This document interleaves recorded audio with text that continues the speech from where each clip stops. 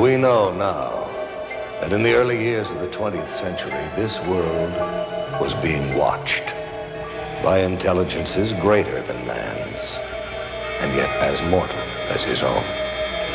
We know now that as human beings busied themselves about their various concerns, they were scrutinized and studied perhaps almost as narrowly as a man with a microscope might scrutinize the transient creatures that swarm and multiply in a drop of water.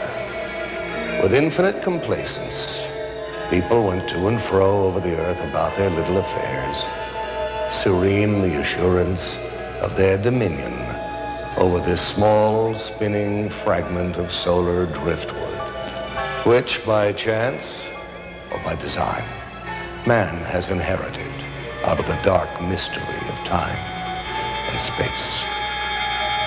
Yet across an immense ethereal gulf, minds that are to our minds as ours are to the beasts in the jungle, intellects vast, cool, and unsympathetic, regarded this earth with envious eyes, and slowly and surely drew their plans against us. So began a science fiction bestseller published more than 75 years ago, H.G. Wells's War of the Worlds. It was written and read as harmless entertainment. Science fiction was just becoming popular.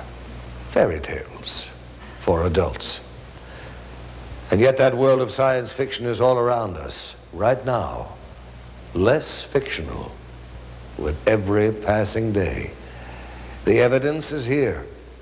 Our planet is indeed being visited by intelligences greater than man's. They travel in spaceships, in flying saucers. People all around the world are seeing these craft. The Italians call them disci volanti, the French, soucoupe volant, the Russians, letayushchi tarielki. In America, we call them UFOs. There are literally thousands of police and pilot reports of UFOs, and over 900 landing trace cases have been documented. Cases where soil chemistry has changed. Swirled circles that testify to tremendous centrifugal force where something massive landed. But what? The military spokesmen of the great powers are suspiciously silent. Only one thing is certain. No earthly power has built aircraft that execute right-angled turns at supersonic speeds. And such craft are consistently seen and photographed tracking our test planes and space vehicles. Where do these alien craft come from? And what are their powers? And why are they visiting us?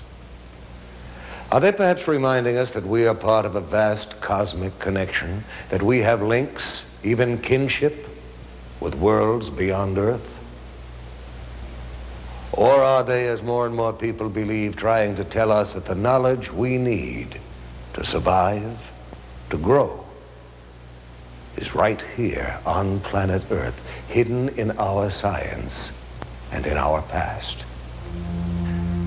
Our planet is in crisis, and some say all this has happened before, a long, long time ago, to that mysterious fabled land, the lost continent of Atlantis. In the 4th century BC, Plato in his dialogues vividly described an island continent beyond the Pillars of Hercules called Atlantis. Ancient Mesopotamian tablets refer to a land destroyed by the Great Flood. The Book of Genesis, the Koran, Mayan legends, the Epic of Gilgamesh, all speak of this once flourishing civilization, whose science, it is said, surpassed ours at the moment of its destruction. What became of Atlantis? According to the records of Egyptian priests, in one cataclysmic day and night, the entire continent sank into the depths of the ocean. Russian physicist Immanuel Velikovsky has suggested that Atlantis became the lost continent after a shift in the Earth's axis.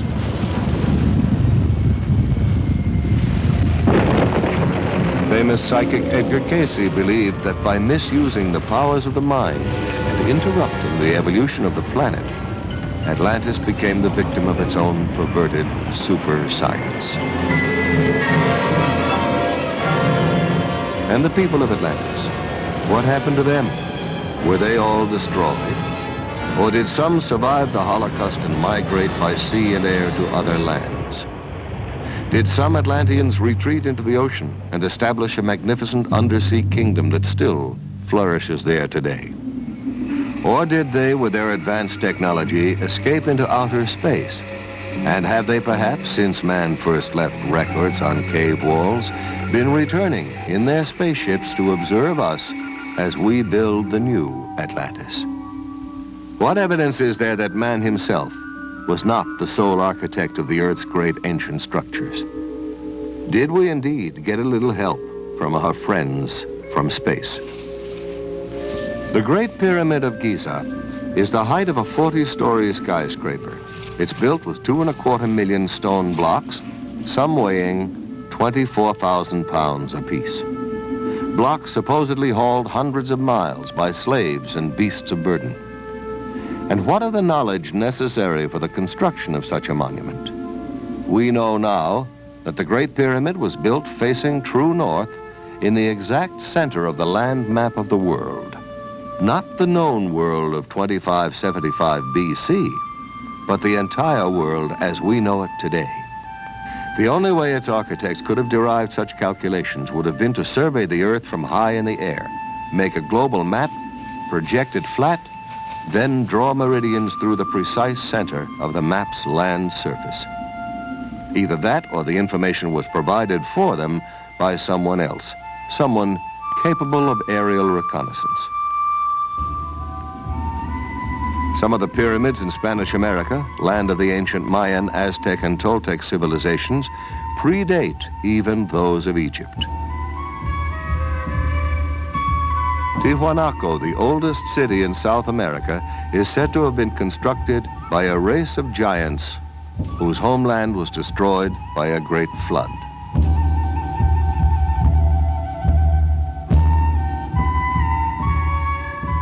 Archaeologists have discovered amazing similarities in architecture and artifacts in Egypt and at Tiwanaku. Similarities which have led some scholars to suggest that these two civilizations might have a common source, that perhaps Egypt was the principal colony of Atlantis in the Old World, while Tiwanaku was one of the drowned continent's colonial outposts in the New.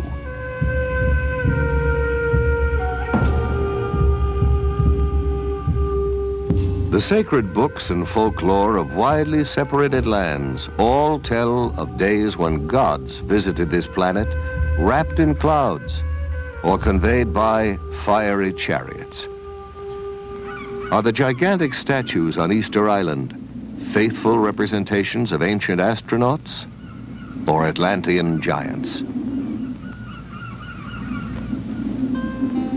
And what of Stonehenge, Neolithic computer of the Druids? The parallel is not far-fetched, for it would take an IBM computer to decipher the functions of this calendar monument, to predict coming eclipses from the complex alignment of the massive stone slabs, each marking a position of the sun and the moon. And more astonishing, the inner measurements of Stonehenge in England and the dimensions of the Great Pyramid in Egypt both indicate the precise number of days in a solar year, which seems to suggest that the architects of these distant structures had access to the same information, perhaps even worked from a master set of blueprints. The question is, why?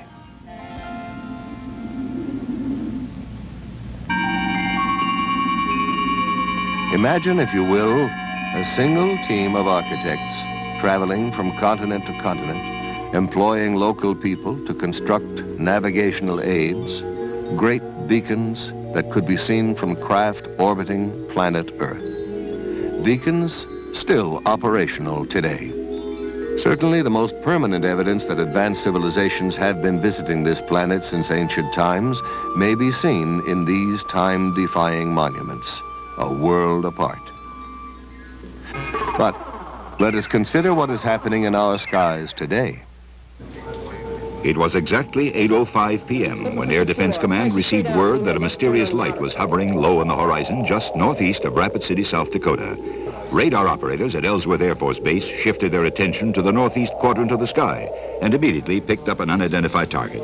Air traffic control quickly contacted an F-84 patrolling in the west, asked for an interception, and vectored the jet toward the UFO. A moment later, the jet's radar picked up the unidentified return and locked on. The plane was just 3 miles from its target when the light suddenly moved away with a fantastic burst of speed. The pursuit lasted for 120 miles, but the jet could not gain on the object. Finally, the pilot abandoned the chase. At ground control, the fascinated radar men watched the unknown object change direction and trailed the jet back to the airfield. The evidence is overwhelming that planet Earth is being visited by intelligently controlled extraterrestrial vehicles. In other words, some UFOs are somebody else's spacecraft. There are no good arguments against UFO reality if we consult the evidence.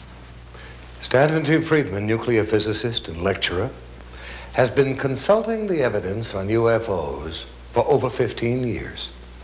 One of the most extraordinary cases he has studied recently was that of Charles Hickson and Calvin Parker, two shipyard workers from Pascagoula, Mississippi, who claimed that while fishing on the bank of the Pascagoula River, a strange craft emitting a bluish light descended and hovered just above the oyster flat 30 feet away from them. Hickson later described how 3 silvery creatures floated out of the craft, grabbed him, and floated him aboard. It was some kind of zipping sound, and when I turned around in this area out here, about 40 or 50 feet out there, there was some kind of craft, you know. It looked like it's going to come right onto the ground. But it came on down and hovered about a 1.5 feet or 2 feet off of the ground. But we didn't know what to do, you know. The river behind us and that out there not knowing what it was. So, and then before we had time to really do anything, it seemed like an opening appeared. Toward the end, it was, you know, toward us. And the blue light, it had blue flashing lights as it was, you know, approaching the ground, but then they went out. And when the opening appeared, some source of light came from the inside. It was just almost blinding. Some UFO reports are hard even for governments to dismiss, especially when there are photographs to support the witnesses. At approximately 15 minutes to 10 Monday evening, several citizens from the East Los Angeles area phoned our station and stated that they were observing what they thought was an unidentified flying object. After receiving several of these phone calls, Officer Weinkoop and I were dispatched into the East Los Angeles area to investigate these possible sightings. We observed the object traveling in a southwesterly direction and gave pursuit of the object. While in pursuit, I was passenger officer and I was broadcasting a pursuit to my division watch commander, Sergeant Tigroin of Hollenbeck Division, LAPD. During the pursuit, I managed to take one photograph. This photograph negative was booked into police property using this report and this divisional record number. The spacecraft was oval shaped on top and underneath, like a large pancake blown up in the middle. It did not have any dome like many of them have reported to have had. And it seemed to be about 200 feet in diameter and about 30 feet high. One of the best photographic sequences on record was taken of a UFO over Trindade Island off the coast of Brazil. Military and civilian observers on the Brazilian training ship Almirante Saldanha saw this metallic craft nearly 150 feet long moving in over the sea to circle the island. A professional photographer aboard the ship grabbed his camera and took these photographs, which were officially released to the world by Juscelino Kubitschek, then president of Brazil, as authentic UFO pictures. Evidence of UFO activity over water mounts steadily. Jacques Cousteau has reportedly investigated UFO sightings over South America's Lake Titicaca. Thor Heyerdahl saw strange glowing masses underwater during his famous Kon-Tiki voyage. And there are literally hundreds of reports from marine scientists and ship's crews of mysterious undersea craft. What is the connection between UFOs and water? Are extraterrestrials using the oceans of our world as highly developed bases for successive space expeditions? Or are these craft, as some people believe, piloted by descendants of Atlantean survivors who sought refuge long ago under the sea? What evidence is there to support this speculation? We now have the means to explore our ocean floors, and divers have located vast stretches of what appear to be the paving stones of giants. Stones as huge as the blocks that built the pyramids, crisscrossing the ocean bed in mid-Atlantic. Archaeologists have found the walkways and pillars of an ancient sunken temple off the coast of Bimini in the Bahamas. Are these undersea structures traces of one of the cities of Atlantis? Consider the mysterious triangle-shaped area in the Caribbean Sea that extends from the edge of the Gulf Stream about 150 miles east of Fort Lauderdale, Florida, to 40 degrees west latitude in the mid-Atlantic. Known in olden times as the Sargasso Sea, this area is a graveyard of the unexplained. It's a place where strange things happen to compasses. Strange things happen to time. Down through the centuries, this watery graveyard has claimed Spanish galleons, windjammers, steamships, supertankers, pleasure yachts, and aircraft. Almost all disappeared without trace, as if the tentacles of some mythical monster had reached out and seized them. This area is known today as the Bermuda Triangle, or Devil's Triangle. On December 5th, 1945, 5 TBM Avenger torpedo bombers under the command of Lieutenant Charles C. Taylor took off from Fort Lauderdale Naval Air Station on a routine navigational mission. Surface winds of 20 knots, skies clear, visibility unlimited. Suddenly, just 15 minutes before the flight was due to land, Fort Lauderdale Tower picked up Lieutenant Taylor's frantic voice. The time, 4 p.m. Calling the tower. This is an emergency. We seem to be off course. We cannot see land. Repeat, we cannot see land. What is your position? We're not sure of our position. We can't be sure just where we are. We seem to be lost. Assume bearing due west. Well, we don't know which way is west. Everything is wrong. We can't be sure of any direction. Looks like we're entering white water now. I tell you, we're completely lost. Then, at 4:25 p.m.,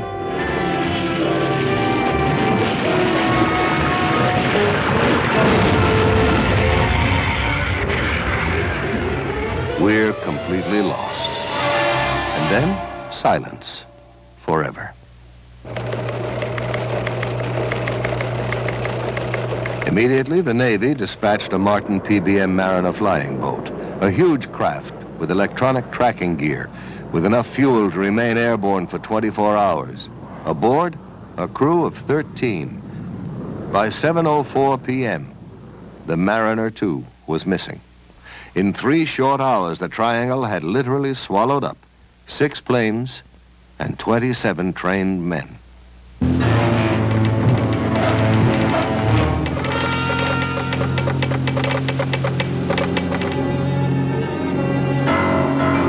By dawn the following day, the greatest air-sea rescue search ever launched was underway.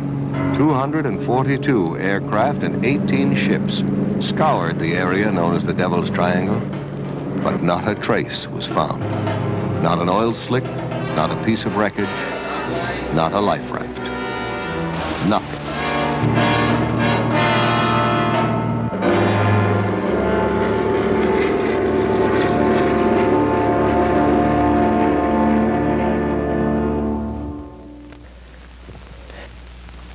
There's no comprehensive list of Triangle victims, but the litany of lost ships alone reads like a guest list from Davy Jones's locker. United States ship Nina, United States ship Grampus, the steamship Santa Clara, Star Ariel, the Home Sweet Home, the steamships Hewitt, Corner, Slocum, the Marine Sulphur Queen, the Southern District, the City Bell, the George Boston, the Raifuku Maru, and on and on and on. Ship names that descend from mythology, the steamship Rubicon, the Nereus, the Proteus, the Cyclops, the Constellation, the steamship Witchcraft. Theories about the triangle range from piracy to tunnels into other dimensions, other time zones. Physicists have suggested that the lost ships and planes may have been victims of a magnetic phenomenon that disrupts radio communications, causes flight instruments to malfunction, but there is no conclusive explanation. The ominous question remains. Is this area controlled by some unknown intelligence?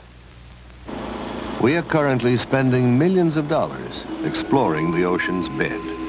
Project Moho drilled 600-foot shafts beneath 12,000 feet of water in an attempt to decode the mysteries of the Earth's crust. And along with archaeologists and oceanographers, parapsychologists are joining in the search to locate evidence of the legendary lost continent of Atlantis.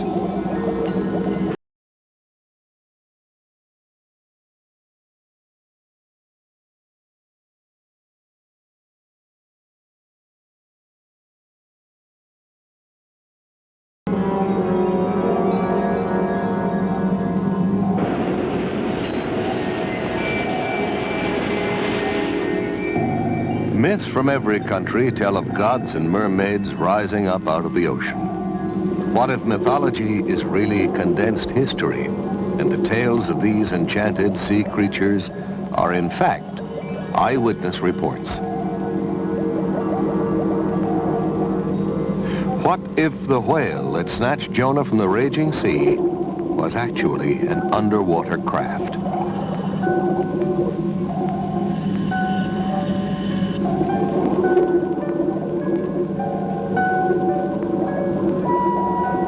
Undersea colonization may be a reality within our lifetime. Oceanographic institutes like Woods Hole and Scripps are collaborating with the government in undersea lab experiments to prove that man can live comfortably in an aquatic environment for extended periods of time. In order to survive under the sea and in deep space, man is developing new tools, mind tools, telepathy, clairvoyance, psychokinesis. The young Israeli psychic Uri Geller, who's puzzled scientists with his ability to bend metal with his mind and to dematerialize objects, claims that the power to do this is channeled through him from an extraterrestrial intelligence. Well, if Geller is right, we all have a lot of new thinking to do. Meanwhile, the governments of both Russia and America are quietly sponsoring psychic research. Both countries have seriously considered using telepathy, the direct transference of thought from one mind to another, as a means of communicating with submarines and spaceships. Another country where ESP research is being carried out with the utmost objectivity is Czechoslovakia.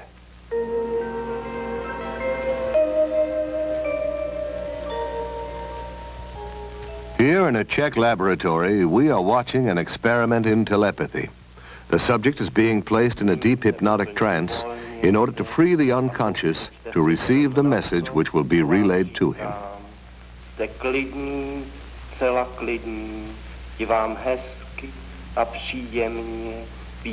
First, the subject is placed in a deep hypnotic trance.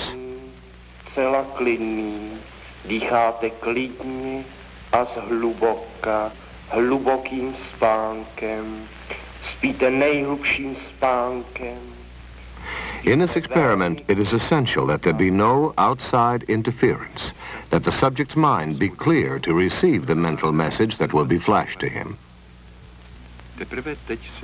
Now the experimenter, previously unknown to the sleeping subject, selects at random an envelope which contains the name of a spice. Pepper. He tastes it, and then mentally tries to convey the actual taste of the spice to the hypnotized subject. Now the scientist is saying to him, what I taste, you also will taste. What is it? And the reply comes almost immediately, pepper. Ano, výbor.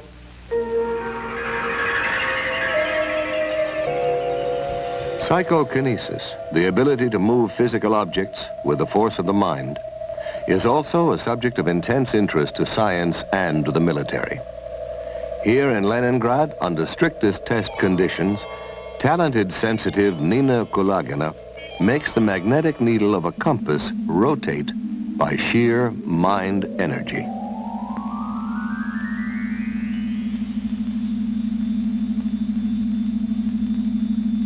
Russian scientists have found that while demonstrating this ability, the magnetic field surrounding Madame Kulagina's body is only 10 times less powerful than that of the Earth itself. Using this same energy, Madame Kulagina can also make non-magnetic objects like these matchsticks, shielded under glass, creep toward her across the table.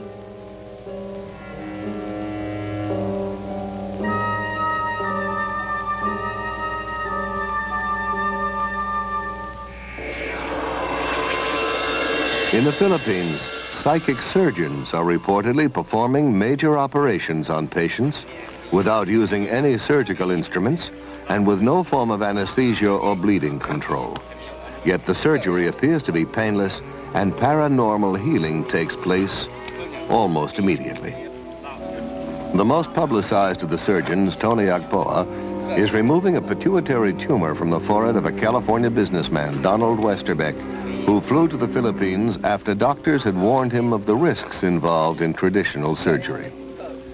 Here in Westerbeck's own voice is his description of the result of his operation. When I came to the Philippines, I was very dubious about this entire process, but I felt that it would be a shame to have the operation first and find there was any truth to the Philippine phenomenon. Whatever comes out may or may not be the right kind of tissue. It may well be symbolic, but it is now 2 years since that operation, and the symptoms, which were progressing quite rapidly, have pretty much disappeared. I know that whatever happened in the Philippines had a certain effect on the progress of what was happening within my head.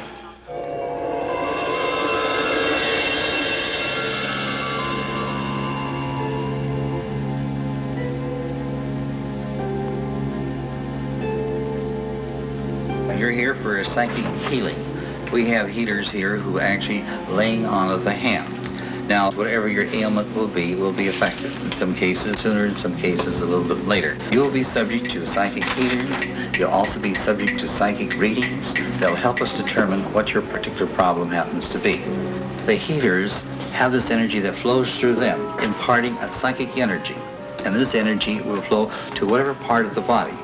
I think that most people that really get into healing professions feel like they have some kind of healing ability. They may not know what it is, but I think they get into healing because they're kind of led into it. I mean, physicians, nurses, even chiropractors and others. Have you been doing any heat treatment or infrared or? Nothing. This observer is a licensed physician, an MD, one of the first to inquire into this unusual method of healing to see what it has to offer to his profession. Oh, absolutely, absolutely. No, there's no known physical cause for rheumatoid arthritis, and not really for the other kind, osteoarthritis either. Our usual procedure is to take psychic readings. This is a group of gifted sensitives who possess the extraordinary ability to diagnose a patient's illness by a method known as body scanning. They record their estimate of the possible illness by picking up vibrations directly from the sick person or by holding something belonging to her. Sometimes there is an actual transference of pain from the sick person to the diagnostician.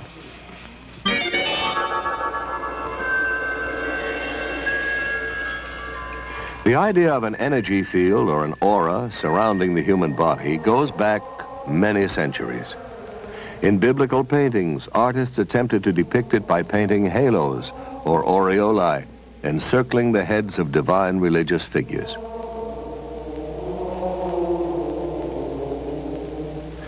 Rather more recently, this NASA picture shows Apollo 12 astronaut Pete Conrad on the moon with a bluish glow around him.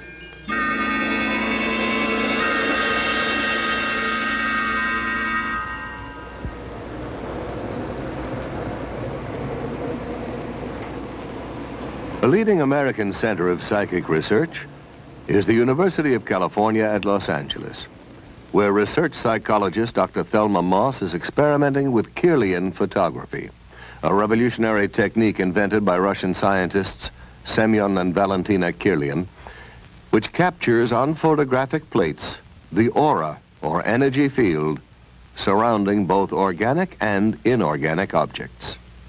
Dr. Moss, could you tell us about your research here at UCLA?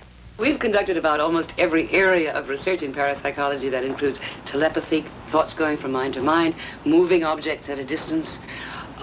Primarily now, we're extremely interested in energy fields around the body.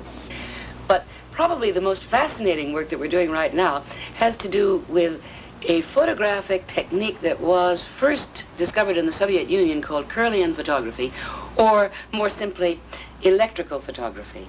And we've been able to get some pretty fascinating stuff on moving picture film using this technique, and I'd like to show it for you now, if I may. Okay, I'm going to turn on the film projector here, and we'll be taking a look at some of our work in motion pictures. Due to the efforts of experimental researchers such as Dr. Moss, the technique of Kirlian photography may soon be of practical use in almost every area of physical science. Inorganic objects photograph very differently from organic objects. Coins have a steady corona. We get the illusion that there is movement going around it, but the actual corona itself is static and its boundaries fixed, whereas human beings show a remarkably different effect. This is the right index finger pad, and we can see how brilliantly around his finger there are flares, and the corona keeps changing its pattern. We took a young lady and asked her if she'd get drunk. Here she is, 2 finger pads on her right hand before she's had anything to drink at all, and it is rather a placid effect. After 4 glasses of champagne, we see that she's become considerably brighter and the gaps have closed. And from the backs of her fingers are emitted sparks from time to time. After 8 glasses, she's in a much better state. From the rear projection of her finger pads, there are brilliant effects. Now we tried before and during kissing. This is the left and right, male and female, before kissing, and we can see that the coronas of both are rather dim, with a gap definitely existing between their fingers at the point where they are almost but not quite touching. These same subjects were photographed during a kiss. Their coronas have become considerably brighter and, in fact, are reaching out toward each other, perhaps the woman reaching out a bit more to the man than the man is toward the woman. Here we find an extraordinary example, which doesn't happen very often. Do you notice the red blob of light appearing between the 2 people? In anticipation, we like to think of the kiss to come. While kissing, the white and almost pink colors have become much more prominent, and it would seem the man on the left is perhaps enjoying the experience a little bit more than the person on the right. Now, Dr. Moss has also observed through the Kirlian process the dynamic interchange of energy between a psychic healer and his patient. Apparently, after a healing treatment, there's a sizable increase in the widths of the coronae surrounding the fingertips of the patient and a corresponding decrease in the healer's corona. Another fascinating aspect of Kirlian photography is known as the phantom leaf phenomenon. People who've had a limb amputated often say that they can still feel it, even complain of absent fingers or toes that itch. Now this, according to scientists, can be explained by the persistence of old sensory patterns in the brain. But for years, psychics have claimed that they can actually see phantom limbs still attached to the body. And now the Kirlian technique supports their claim. In Dr. Moss's laboratory, first they photographed an intact leaf, then cut away part of the leaf and photographed it again. For a short time, a phantom counterpart of pure energy remained where the leaf had been cut. making up a complete sparkling outline of the whole leaf. One of the most dramatic things in Curlian photography is the phantom leaf effect. Here is a leaf on the left side. It has been cut. We turn on the Curlian equipment by placing an electrode, and here we see no phantom. Where the leaf has been cut, there is a kind of gap. However, by lifting up the electrode and replacing it very vividly, you can see the brilliance of the phantom effect. Extending beyond the boundary of the cut leaf, we can see flares coming out from various parts of the leaf and from its cut end. We cannot explain the effect. We simply know that it exists and that we can take it. About 30% of the time, we obtain this phantom effect. Dr. Moss, have you investigated any other types of psychic phenomena? Oh, I'm called on frequently. Psychotherapists sometimes bring their patients in because they've got some problems. One of the strangest areas of all is when we are called, I would say we get 100 calls a year, to find out about haunted houses. People think their houses are haunted. And we did one extraordinary investigation with interesting results of a haunted house here in Los Angeles for the American Society for Psychical Research. Not far from UCLA is still another haunted house, inhabited by Mr. and Mrs. Robert Rice, their 5 children, and a ghost. Mr. Rice, when were you first aware that your house was haunted? It was the holiday season of Christmas in 1969. Did you see or hear something? Well, it was more of a feeling than either sound or sight. It was one of these things that there was an extremely strong presence in the house, and I got up, I'd say it was 1 or 2 o'clock in the morning, and began to look around the house. I searched all the rooms expecting to find a burglar, but there was no one in the house, but a very, very strong presence. Soon after this, Mr. and Mrs. Rice called in a psychic to find out if their house was indeed haunted. They were told that the ghost was that of a young architect who had become very disturbed and hanged himself upstairs in the attic bedroom.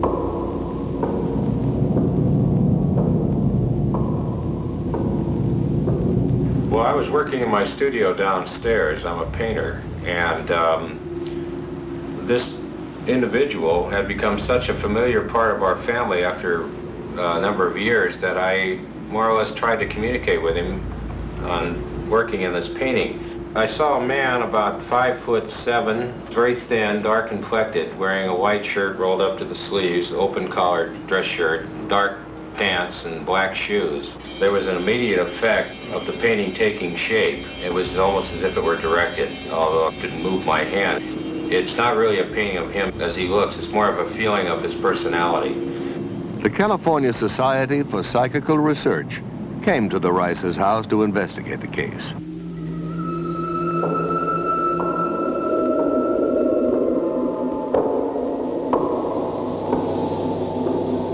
And they went through the house and the different parts of the house, wherever they were, that they felt something, they would record that.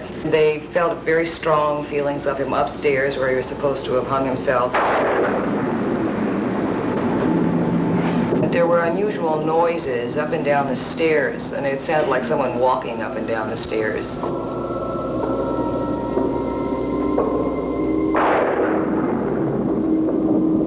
They also saw him in the same light and described him in the same manner that we had seen him.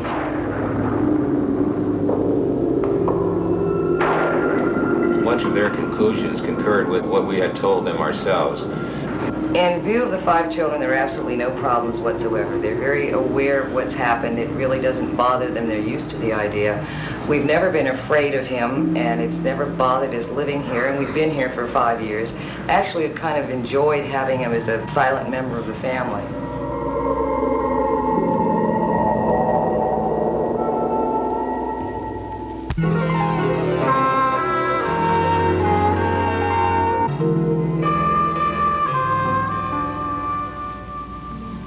I am Lucretia Black, and I am a witch.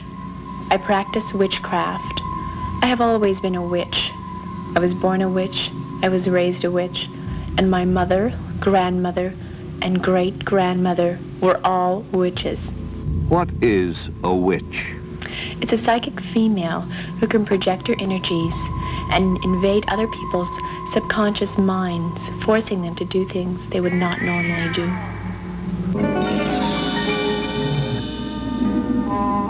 This is Witches' Mill in England, where in the Middle Ages, witches practiced their ancient art. There are witches who worship nature spirits and use plants and herbs to make potions for the sick. Witches who cast spells to dry up a neighbor's cow or blight his crop. Witches who wore charms and amulets to dispel the dark forces. In England, in medieval times, the church burned and hanged witches, blaming them when someone became sick or died. In France, Joan of Arc was burned at the stake because the church was afraid of her amazing psychic powers. Down through the ages, people with psychic ability have been falsely accused of being witches. And as recently as 1970, in San Jose, California, an ordinary Midwestern housewife was charged with practicing witchcraft.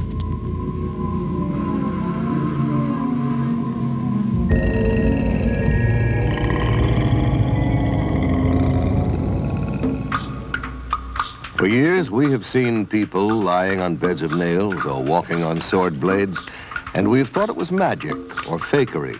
Now we're beginning to understand there is a thin line between magic and what we call mind over matter.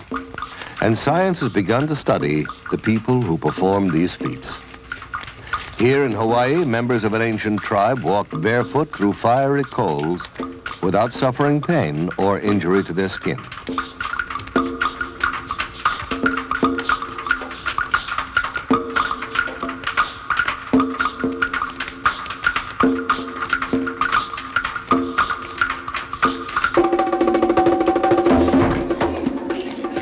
All around the world, highly specialized rituals are performed that tug at the deepest unreasoning levels of the human mind.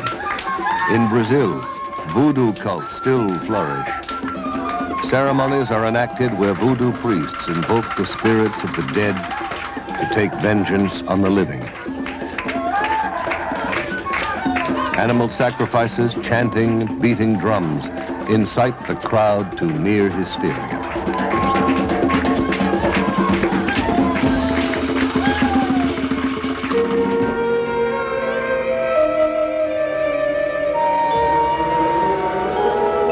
Questionable occult ceremonies are not limited to the more primitive areas of the world. In San Francisco, as in other American cities, Satan is alive and well. And to prove it, here, with the full cooperation of the men and women involved, is an actual celebration of the Black Mass. In nomine Dei nostri, Satanas Luciferi excelsi. In the name of Satan, the ruler of earth, King of the world, open wide the gates of hell and come forth to greet me as your brother and friend. Grant me the indulgences of which I speak, for I live as the beasts of the field, rejoicing in the fleshly life. I favor the just and I curse the rotten. By all the gods of the pit, I command that these things of which I speak shall come to pass. Blessed are the strong, for they shall possess the earth. Cursed are the weak, for they shall inherit the yoke. Blessed are the bold, for they shall be masters of the world. Cursed are the righteously humble, for they shall be trodden under cloven hoofs.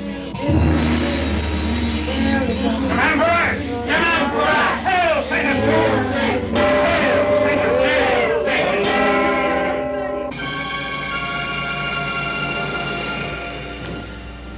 Some people still allow themselves to be seduced by the theatrics of dark and sterile practices.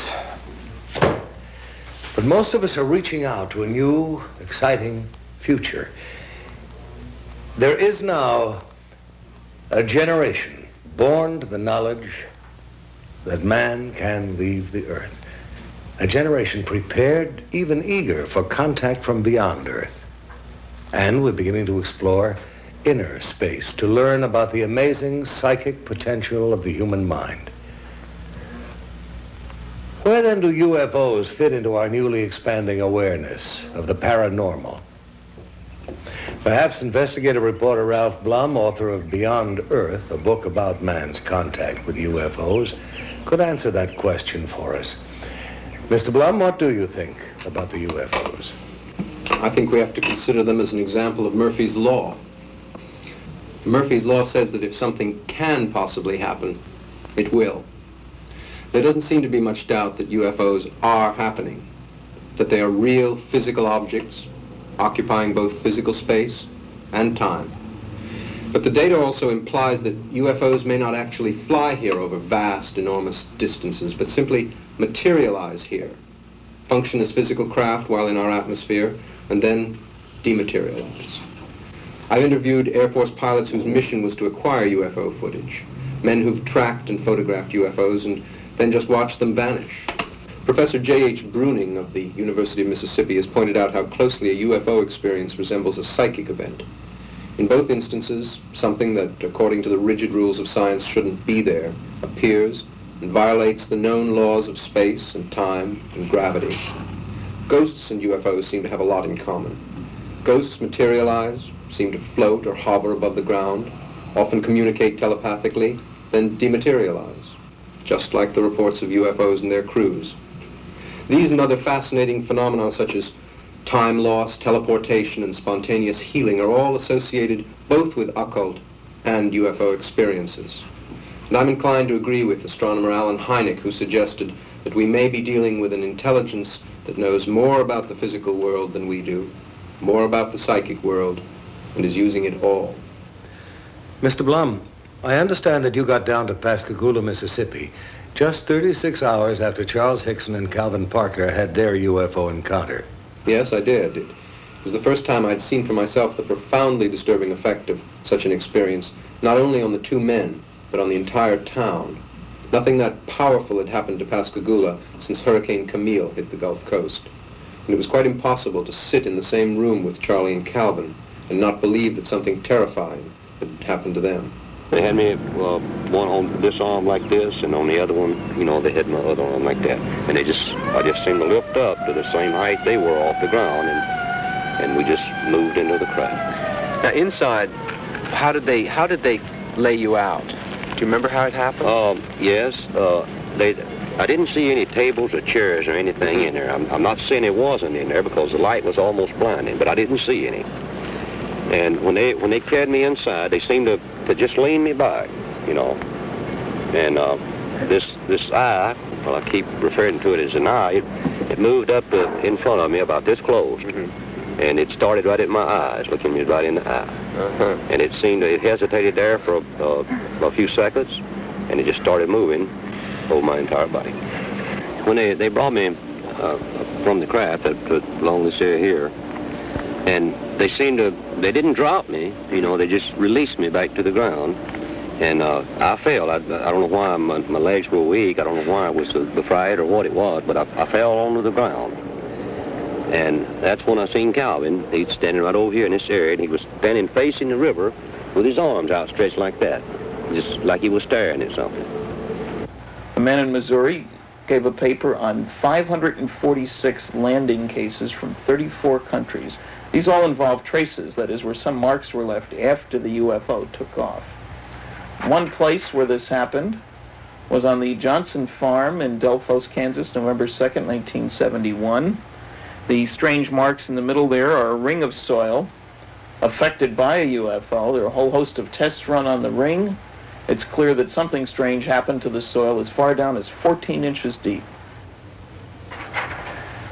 To give you an example of what happens to soil, the soil on the left was from that ring, obviously different in color and texture, and I might say from laboratory tests also different in composition from the normal soil on the right.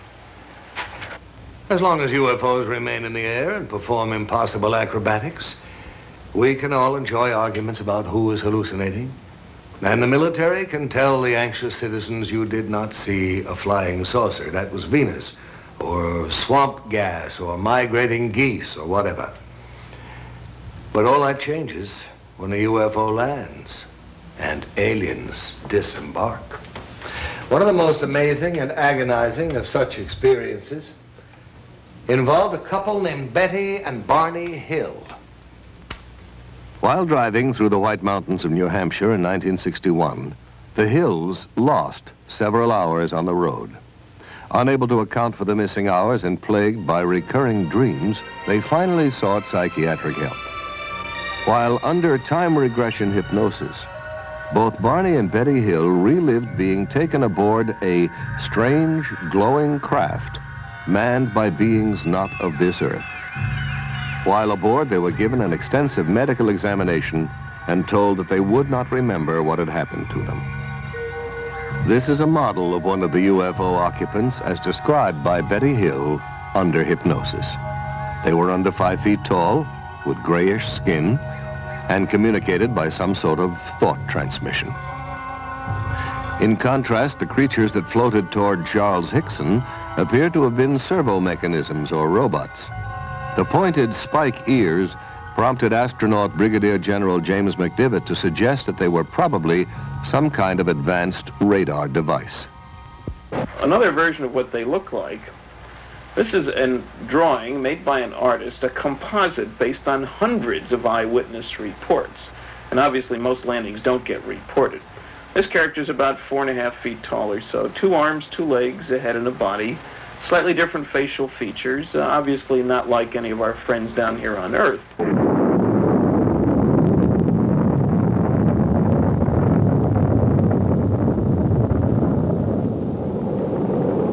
However, there are definite parallels in behavior. They have Earth excursion modules, which behave very like our lunar excursion modules. Take our Apollo program. We have strange-looking flying craft carried on board a launch vehicle. They hover out in the boondocks on the moon, land, a couple of humanoid-looking creatures climb out, wander around, pick up rock samples, play games, then re-enter their craft, lift off, disturbing the soil behind them, rendezvous with the mothership, and zip off toward another planetary body. The same sequence, in fact, that have been observed here by UFO witnesses. One of our pioneer astronauts was Brigadier General James McDivitt. In 1965, General McDivitt spent 4 days in outer space as command pilot of Gemini 4. General McDivitt, have you ever seen a UFO? Yes. During my flight on Gemini 4 in 1965, I saw an object in space fairly close to our spacecraft that I could not identify. It looked to me like maybe the upper stage of another rocket. I tried to take some pictures of it, but unfortunately the pictures did not come out properly. We never were able to identify what it was, and all of our ground radar tracking data indicated that there shouldn't have been another object anywhere near us at the time. General McDivitt, do you know anyone else who claims to have seen a UFO? Well, yes. As a matter of fact, I know all kinds of people who claim to have seen them. Some of them are very legitimate, and some of them I think are just having fun. I had an opportunity recently to meet a gentleman from Mississippi who claims to have actually been taken into a spacecraft. And quite frankly, I believe that that gentleman is telling what he considers to be the truth. He wasn't looking for publicity. He wasn't trying to be funny. He was trying to be very honest. He was very sincere. And quite frankly, I walked away from the whole conversation with him believing that what he said is true as far as he's concerned. Well, I kind of thought it was people at first, you know, off like that. But of course, when they appeared there in front of me, it was the most shock I've ever had in my life. They were shorter than me. I'd say about 5'2" or 3", and they didn't have a neck. The head, it seemed to come directly to their shoulders. And it had something that came out to a point about where a nose would be, and on each side, the ears. And I believe that they looked like they were a little longer on the ears than the nose. But it seemed to me when they came out that doorway, or that opening, or whatever it was, then just almost instantly, they were right there on us. Their arms, they had arms, and I saw the arms moving here and in the shoulders. But they had web. I mean, their fingers were web, and then they had something like a thumb, and they were like this. Mm-hmm. Can you tell me about the lie detector test? When they were asked to come over here to talk to these people, they had in their mind that it was just a big joke. And if I understand it correctly, they ran one test on Mr. Hickson. The machine showed that he was telling the truth. Then they run another one, And then the examiner, he began to wonder himself. So he ran the third test, and he believed just what Mr. Hickson had told him. Sheriff Diamond, can you tell me just what happened that night? We questioned them at length. And then we left the room and recorded every all the conversation they had. Recorded between the two of them. And one of them kept wanting to pray. And he said, after all I went through on this earth, I said, why should I have to see something like this? Calvin Parker, I was questioning him, and at one time he wanted to climb the wall. That's how nervous and how shook up he was. But since I was down there, and since I was a physician, and several other scientists and investigators were asked to consult and look into the situation, I was asked would I mind if I would be present, and I said I wouldn't mind at all. And while it is still very difficult for us to believe that a spaceship landed and that robot-type creatures came out and actually took these two people into the spaceship, these men, in my opinion, believe that they saw this and that they were being honest in reporting what they have reported. Charles Hickson's story is not unique. UFOs first soared into the news in this country in 1947, when pilot Kenneth Arnold saw 9 disc-shaped objects skimming along at high speed and in an unconventional manner, like a saucer would if you skipped it across water. A newspaperman who interviewed Arnold coined the term flying saucer, and over a quarter century of sky watching began. For 28 years, these metallic disc-shaped craft, tens of meters in diameter, have been seen around the world, from Paris to Papua to Pascagoula. Although science has failed to supply a generally accepted explanation of UFOs, the subject has been investigated by the United States Congress. In 1968, Congressman J. Edward Rausch of Indiana chaired the House Committee on Sciences and Astronautics Symposium on UFOs. Congressman, do you believe UFOs are somebody else's spacecraft? Well, I hesitate in answering the question only because of this. I don't know, but my imagination tells me that perhaps, just perhaps, there is something that would permit a man to travel faster than light. Perhaps there is something that would permit an intelligent form of life from another planet revolving around another star to make that long trip. And that way they left out hundreds of reports by... For more than 20 years, Major Donald E. Kehoe, U.S. Marine Corps retired, has been reporting on the world of flying saucers. I understand, Major Kehoe, that like physicist Stanton Friedman, you believe that we are being visited by intelligently controlled vehicles from other planets. I do, and I agree with the Air Force. They've had a secret conclusion to that effect since 1948. A few years ago, I conducted a symposium here on Capitol Hill, and the participants of the symposium were scientists of some renown.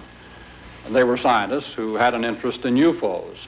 And during the course of that symposium, photos were presented which purported to be UFOs. One of the scientists who analyzed the photographs at Congressman Rausch's hearings was Dr. Robert M.L. Baker, Jr., who has consented to evaluate for us 2 UFO films from the files of the Smithsonian Institute in Washington, D.C. We see here the Montana 1950 film showing 2 bright objects taken by Nicholas Mariana of Great Falls, Montana. The natural phenomena that is often given as a source of these images is airplane reflections. Airplanes, unless moving at unrealistically high speeds, would have to be so close to the observer as to be identified as airplanes in order for them to portray the kind of motion seen on the film. I don't concede these images to be airplanes, airplane reflections, comets, or other well-understood natural phenomena. We don't know whether these are sophisticated weapons. Everyone denies that they are. Our own country denies that they are sophisticated weapons of this country.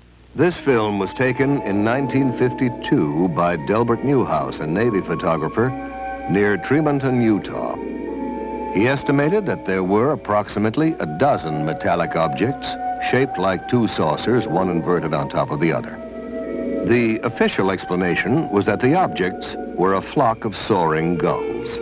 But Dr. Baker had this to say. Birds, such as gulls, simply don't make the kinds of accelerated turns at high speeds that were measured on the film. There also exists some meteorological data that would indicate that there were no updrafts that could have allowed the birds to maintain flight for long periods by simply spiraling. It would seem more likely to me that it is some natural phenomena or even possibly something from outer space. There is, however, another theory. The Bermuda Triangle is not the only area in which navigators have been troubled by the odd behavior of magnetic compasses. As every school child knows, something strange happens to your magnetic compass as you voyage into the Earth's polar regions. Scientists have turned to space, to the upper atmosphere, even to the sun, to account for this magnetic anomaly. But responsible reports suggest a greater mystery. A large concentration of UFO sightings in the Arctic and Antarctic has led some experts to speculate that these regions may serve as landing bases for extraterrestrial craft. It's even been suggested that the flying saucers, in fact, emerge from and re-enter the Earth's interior by polar doorways, and at the center of our planet is their true place of origin. In 1947, Rear Admiral Richard E. Byrd, in command of the U.S. Navy Task Force, flew 1,700 miles beyond the North Pole, not as would be expected over frozen icy wastes, but across a vast land of mountains, freshwater lakes, rivers, green vegetation, and animal life, a land not recorded on any map. From the evidence provided by Admiral Byrd and other famous explorers of the Arctic and the Antarctic, it has been suggested that the Earth is not, as we have been taught, a solid sphere with a fiery center of molten metal, but is in fact a hollow shell in which a small amount of the original fire remains to form a central sun capable of emitting light and of supporting plant growth. It has even been claimed that the huge mammoths found frozen in the polar ice are not prehistoric, but were animals from the Earth's hollow interior that wandered to the surface and froze to death. Proponents of this theory estimate that the Earth's crust is approximately 800 miles thick, with openings at its polar extremities. They suggest that Admiral Byrd and other explorers actually entered the openings leading to the Earth's interior without knowing it. These explorers assumed that they were still traversing the outer surface because the downward slope of the entrance is so gradual and because they could not see the other side of the opening, which is hundreds of miles away. Almost to a man, scientists ridicule the hollow Earth theory. They will tell you that the only hollow spaces anywhere near the poles are located in the heads of those who believe in the theory. And yet a number of disquieting questions remain unanswered. How then do we account for the warming effect, the presence of increasingly warm winds as one travels north beyond 70 degrees latitude? Why do these winds carry enormous quantities of black dust? Why does colored pollen stain the snow red, green, and yellow over thousands of square miles of the Arctic? Why are all icebergs composed of fresh water? And why do explorers find tropical seeds and plants and even trees floating in the fresh water off these icebergs? Where do all these things come from? Well, the answer to these questions is obvious to anyone who believes in the existence of an unexplored region hidden in the Earth's interior. But the hollow Earth theory is not limited to this planet. In his book, A Journey to the Earth's Interior, Marshall B. Gardner discusses the bright light seen shining from the polar caps of Mars, Venus, and Mercury. Concludes that these planets also have hollow interiors and central suns. According to Gardner, the aurora borealis, the northern lights, result from the rays of that central sun inside the Earth, projected through the polar opening into the night sky. Now, before we join in the laughter of scientists at these notions, we should remember that 100 years ago, the world's most prominent astronomers staked their reputations on the fact that rocks did not fall from the sky. Today, these rocks are called meteorites. Science, like any living thing, must grow. Now, one of the crucial new questions for scientists is how to travel through deep space. Are there cosmic arteries, openings maybe in the fabric of the space-time continuum? In the past, man ascribed immortality to the stars. But now we know that, like ourselves, stars are born, grow old, and eventually die. At the end of their lifetime, stars only a little heavier than our sun suddenly blaze up in a supernova explosion, becoming giant galactic flares that collapse into white dwarfs and then eventually burn out to become black dwarfs, each about the size of the Earth. If a star is somewhat heavier, it will collapse to a much smaller and far more compressed neutron star about 10 miles in diameter. But what happens to stars at least 3 times the size of our sun? Those which do not reach a quiet old age as a neutron or dwarf star. Scientists believe that the collapse of these enormous stars is so powerful that once it begins, nothing can ever stop it. They continue to shrink until the gravitational field surrounding them is so strong it becomes completely closed off from the rest of space. Nothing that enters this region can ever escape, not even light. And so these stars become invisible black holes in the fabric of space. Stars that have blinked out and died, yet are still there, exercising a devastating effect on every particle of matter that enters their gravitational fields. Where gravity is so intense, it warps space, imprisons light, halts time. Astronomers are now speculating about the possibilities of huge rotating black holes in which the tremendous distortion of time and space is so extreme as to generate a passageway to another world. A future astronaut plunging down a rotating black hole could perhaps never return or communicate again with our world. But he might emerge in a different time, a different corner of the universe, or perhaps even a different universe. And it's not so unlikely that an advanced technological civilization could have overcome the hazards of black hole travel, harnessed their power to voyage through time as well as through space.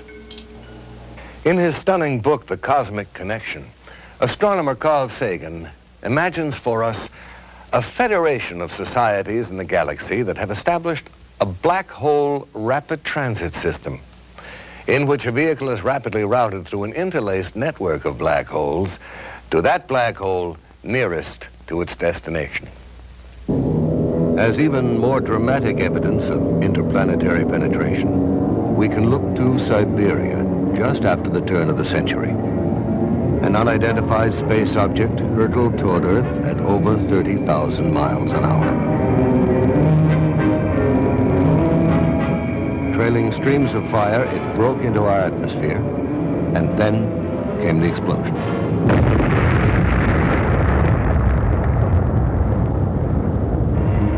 Equal in force to a thermonuclear blast. A huge mushroom of fire and smoke, an explosion like none recorded on Earth before that left traces of radioactivity and felled trees within a 40-mile radius. And yet there was no sign of a crater. On January 7, 1948, officials at Godman Air Force Base near Fort Knox, Kentucky, observed a strange object passing over them at high speed. Minutes later, at 2:30 p.m., a squadron of P-51 fighters approaching from the south was asked by the Godman Tower to investigate the UFO. Captain Thomas Mantell, the squadron leader, left the formation and began to climb. At 2:45, Mantell notified the tower he was at 15,000 feet. There's something in sight above and ahead of me. Some kind of a huge metal object, but it's not a plane. I'm going to 20,000 feet. At 3:15, Mantell radioed again. It's now directly ahead of me and moving at about my speed. I'm trying to close for a better look. That was Captain Mantell's last transmission. All further attempts to reach him failed. Less than an hour later, searchers found the plane. Mantell was dead. His shattered watch had stopped at 3:18. Does our military have in its possession the twisted metal remains of crashed UFOs, the charred bodies of space crewmen? I don't know. There are no easy answers. But one thing is clear. With the formidable resources at its disposal, the American military has to have the best collection of UFO data in the world. And I really think it's time they shared that data with the people. I must say I have some sympathy for the military, especially the Air Force, whose province is, after all, the wild blue yonder. What do you do when something unknown is penetrating your airspace and you can't cope with it? The bureaucratic solution seems to be, when in doubt, classify. But I also have real sympathy with the people who are the victims of this policy, people whose lives will never be the same because they had the courage to report what they saw. I admit some people have been seeing some pretty strange things lately. One of the strangest and most bizarre is the appearance of huge hairy creatures that walk upright on two legs and are frequently sighted in areas where UFO activity has been reported. Somewhere in these dense forests lurks something for whose origin and existence science can offer no earthly explanation. Called Sasquatch in Canada, Bigfoot in the western states, Folk Monster in Arkansas, Momo in Missouri, Skunk Ape in the Florida Everglades, these foul-smelling giants, some of them reportedly 10 feet in height, crash around in the undergrowth, uproot trees, invade logging camps, and terrify witnesses.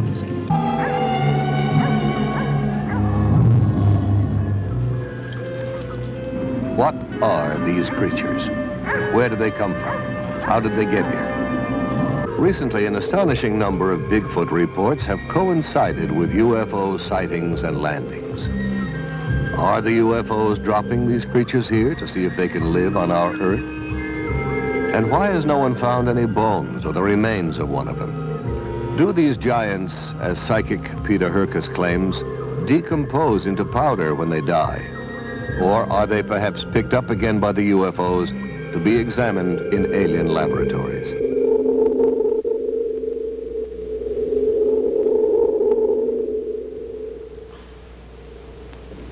Is the Bigfoot a cosmic mutation? Incredible as this notion may seem, we're contemplating even stranger possibilities in our own laboratories. In 1818, when Mary Shelley first conceived of the Baron Frankenstein, the idea of one human being fabricating another was sheer fantasy. Now the inconceivable has become a near reality, as scientists around the world do research in the new and ominous field of genetic engineering. By a process known as cloning, we can now reproduce genetically identical copies of an individual organism.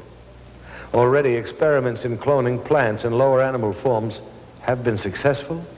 The way has been paved for similar experiments with human cells.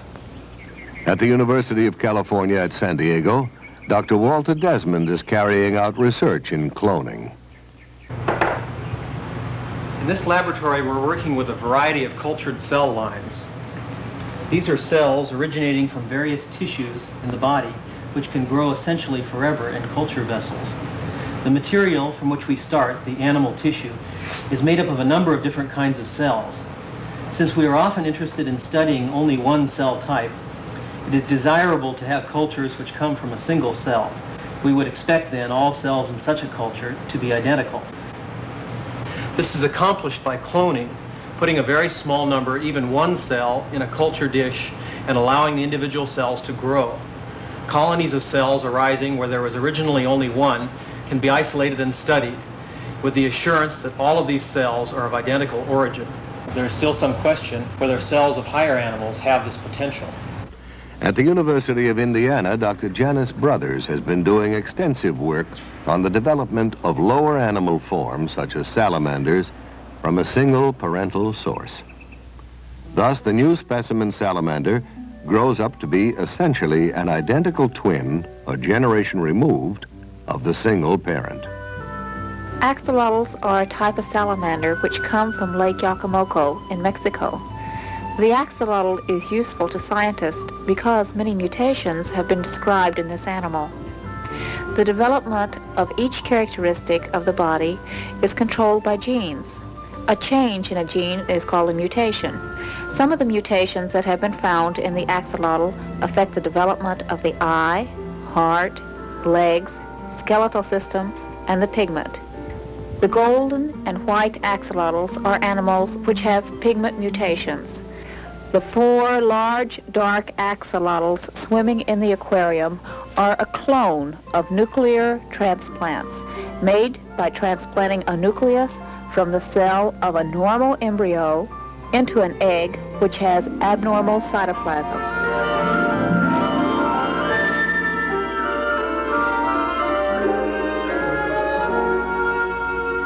First, man thought that only man possessed communication systems. Then we made friends with the dolphin. And now plants take their place among the communicating life forms of this planet. Since 1969, Marcel Vogel, a senior research chemist at IBM, has been actively engaged in the study of man-plant communication. Vogel believes not only that plants respond to our thoughts, but that they are supersensitive instruments for measuring our emotions. Working with green, broad-leaved houseplants like this philodendron, Vogel wraps a copper wire around the plant and attaches a small stainless steel electrode to the plant leaf. The wire is then hooked up to an amplifier and polygraph recorder, and he is ready to establish a stable baseline, a sort of plant heartbeat on the graph. One of the earliest experiments that we did was the threat of attacking. With the help of his assistant, Chuck Mignosa, Vogel will now attempt to project thoughts of attack and then monitor the plant's response. So what I'd like to have you do, Chuck, is to build a strong thought form of an attack. Chuck, think a strong thought of attack and then commit the act on the plant. Any shift of the needle on the graph is regarded by Vogel as a response from the plant. When the needle jumps wildly, it is the electrical equivalent of a human scream. Next, we will see both Marcel Vogel's and the plant's response to his assistant, Tom Montalbano's directed thoughts. Both the plant and Marcel Vogel are tied into the narcophysiograph biofeedback machine. This is the plant response telemetered through the stainless steel electrodes. Here is Marcel's galvanic skin response.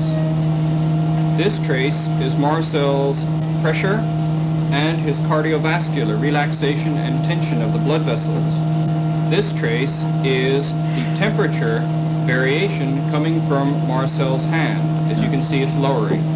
Now I'll be quiet. Now I'll focus into you, Tom. Tom, do you like women? Definitely. Now it's responding to you. And this time I'll focus onto your liking of women. Now here you have my response to your thought, but nothing with the plant yet. Now we're getting an emotion, a response, you see, right here. I had a thought of doing some healing work. Good. Now repeat that operation, that thought. There's the repeat. There you picked it up. Now it transferred. See, your mind was locked in. There's the thought finally transferred. All right. Look at There this. it is. There's a response to our personal interaction. It's always a thrill to me when I see this happen, because it's hard to believe that we are all linked together with thought. So we really become one with each other and nature. And that's why I love this type of work. Now here's my response to the thought of love. I said the word love, but look at the... Marcel Vogel is pointing out how, with identical equipment, the plant's response is greater than his own. That it actually picks up more information and is therefore a finer instrument for measuring emotion than man himself. Research into the secret life of plants raises some awesome moral questions. Should we, for instance, give up cutting roses in our gardens? Should we eat only vegetables that have died a natural death? And what is natural when we speak of death? The human race has come a long way since Faust sold his soul to the devil. Now we are ready to negotiate with death, to treat dying and death as a disease, and a curable disease at that. In March of 1963, biologists at the University of Oklahoma confirmed that the skin cells of the Egyptian princess Mene were still intact and, in effect, alive. Yet Princess Mene has been dead for several thousand years. Ancient Egyptian priests apparently knew many of the secrets of life preservation, secrets we are now in the process of rediscovering through a branch of science so new that most people have never heard of it. The name is cryonics. Cryonics is a program of extended life. Because of the tremendous gap between the research laboratory and the general practitioner's office, it appears it is no longer appropriate to bury or cremate an individual simply because he is suffering from a terminal disease and has suffered a cardiac arrest. In fact, there is much more we can do utilizing the newest developments and breakthroughs in the science of cryobiology. In fact, cryonics regards dying and death as a disease, most serious indeed, but not necessarily incurable. How do you cure a patient of death? Well, under ideal conditions, a patient would be in a hospital, and just seconds after cessation of heartbeat, death certificate would be signed, constituting legal death. Immediately, the patient's body temperature must be reduced to 0 degrees centigrade just as soon as possible. This is accomplished by usually placing the patient in a cold bath solution and rapidly reducing the body temperature. The purpose is that we are trying to reduce the metabolism. We are trying to slow down the dying process as rapidly as we can.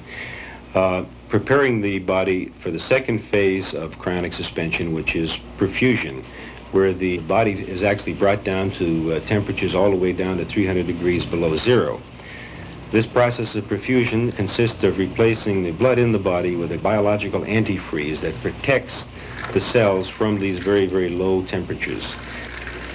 Once the patient has gone through the perfusion process, they are placed in a temporary environment of dry ice until a capsule has been prepared, a cryogenic storage vessel made out of stainless steel that will contain the patient's body and also provide the low temperature refrigerant. In this case, we're using liquid nitrogen, which has a temperature of minus 320 degrees Fahrenheit.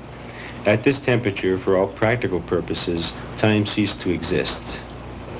We are not in the business or interested at all in freezing dead bodies and trying to bring them back to life. In fact, what we are doing is we are slowing down by utilizing low temperature biology. We are slowing down and stopping the dying process just as soon as it legally becomes possible. The churches are very much in agreement with the objective of extending and saving precious life. Here we have a young lady who was placed in cryonic suspension, and actually the church not only agreed with the procedures, but actually provided a Monsignor to come down and bless the capsule in the hope that indeed that this woman could be saved. How did you become interested in this research, Mr. Nelson? Well, as a child, I was fascinated with the phenomena of hibernation, how animals could survive long, foodless, cold winters. Most recently, we had a real example of a human being, a young man by the name of Armando Sacaros, who wanted to escape from Cuba. And he conceived of the idea of stowing away in the wheel well of a high-flying jet. He didn't realize that the ordeal that he was about to encounter was a situation where the altitude at 39,000 feet does not have enough oxygen to sustain life, or that the outside temperature was minus 40 degrees, and that the wheel well is not a pressurized compartment. Any one of these factors could have and should have taken his life. 8 hours later, when the plane landed in Madrid, Spain, young Armando fell out onto the pavement, frozen, no heartbeat, and to the astonishment of everyone, about an hour later, they detected a faint heartbeat, and several days later, he was nearly recovered, and 56 days later, he left the hospital well. Scientists from around the world came and examined the young man, marveled at what he did could not be done by their present understanding, and the ultimate conclusion was that Armando Sacaros was indeed the first artificially induced case of human hibernation. In the past several years, NASA has been allocated millions of dollars for hibernation research as a possible aid to space travel. Now, personally, I think it would be a very brave man who would agree first to be frozen alive and then sent out in a rocket to Mars. Is it possible, in fact, Mr. Nelson, for people to be cryonically suspended while they are still clinically alive? Not not legally in this country today, in my opinion.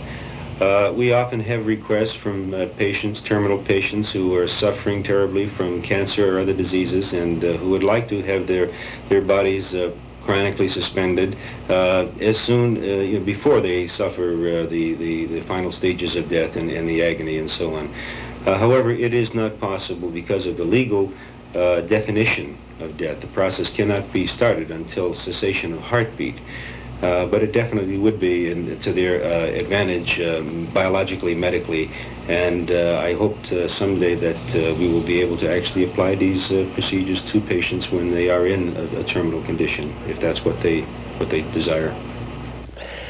To some people, this is one of the most gruesome, I might even say chilling, developments of the biological revolution. But not, I think, as threatening or as mind-stretching in its implications for the future as is cloning. I recall reading a French essayist who suggested that when man is on the verge of creating life, God will return. He will smile wryly and announce, "Closing time, gentlemen, please." You know, not long ago, the concept of growing a whole organism from one cell, asexually, in a laboratory would have seemed impossible. But already scientists are contemplating the cloning of human life. Dr. Richard Siegel, professor of genetics at UCLA, has agreed to discuss some of the ethical, the social, and even the political implications of science interfering with evolution. Dr. Siegel, is it likely, in your opinion, that cloned man will become a reality in the near future? The very definite possibility exists that in the foreseeable future, it will be possible to clone the most complex mammal of all, man himself. We have the theory, we have the scientific know-how. However, some of the very specialized techniques that are required have not yet been achieved. But there's reason to believe that with a concerted effort, some of the barriers that now exist can be avoided. Were human cloning finally achieved, and I must emphasize that it has not yet been done, I think that it would raise some very remarkable ethical problems for all mankind. After all, here would be a group of people who would have no proper father, no proper mother, no family, who would recognize from the outset that they were Xerox copies, as it were, of people who exist or had recently existed. And to contend with this through their lifetimes would present a most difficult problem that would finally have to be dealt with. Whether it would be psychiatric, psychological, I don't know. I would not like to be a Xerox copy myself. Certainly cloning would raise, too, some very practical problems for man. For example, one can think immediately a dictator who could clone for himself a superior fighting force, people that would be virtually invincible as an armed force, people who could be programmed so that they would have no mental blocks against fighting. They would have no question but to go out and kill or do the bidding of the dictator. Now here's another possibility, really very intriguing, but at the same time quite frightening. We can imagine that a very wealthy, very powerful individual might have a dozen or so clones of himself prepared. And these could be kept in storage, as it were, and could be used when called upon as a source of spare parts. For example, when this wealthy old man's heart began to give out, he could get a new heart, a transplant, from one of his cloned copies. And there would be no danger whatsoever of transplant rejection. The heart would be destined to take and would function normally. Similarly, in the case of some horrible accident, if a leg were removed or horribly damaged in the case of the wealthy man, a spare part again could be taken from a cloned copy, and this could be used to function. But here's the question. What do we do with the copy from whom the spare part has been removed? What indeed would we do with all those pieces and parts and almost persons? What would we call the debris? Has man become too arrogant? Do we already believe there is nothing that science and technology could not eventually solve? Are we indeed the new Atlantis? The challenge that confronts us is as enormous as it is exciting. We are ready to tap new resources: telepathy, psychokinesis, Bigfoot and black masses, UFOs and Atlantis, Kirlian photography, cloning, and cryonics. These subjects all have one thing indisputably in common: people want to know more about them, to learn to forge new tools for mankind's future on Earth and beyond. Where are these new concepts and talents coming from? Are they imprinted in us from the beginning? Or are we being programmed from without, in the sense that the Lord once programmed Moses for survival? Are some of us again in contact with angels, technological angels, if you like, who are better at the game and wiser? I don't know. I think that they know more of what's going on down here on this earth than we think. And I don't know, they might have been, you might say, looking for somebody that could, you might say, hold up under the strain and convince people that there is another world and there's some kind of life on that world. They.